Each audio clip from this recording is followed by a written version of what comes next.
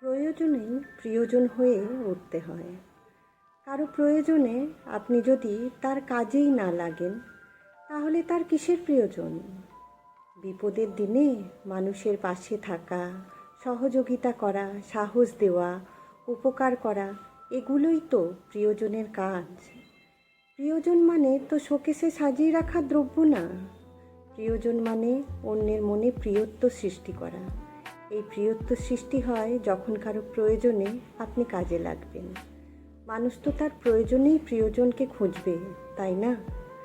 চরম দুঃসময়ে, বিপদে, অসহায় অবস্থায় আপনি যদি কারো কাজেই না লাগেন, আপনার মুখ যদি কারো মনেই না পড়ে, তাহলে জানবেন আপনি কারোরই প্রিয়জন হয়ে উঠতে পারেননি।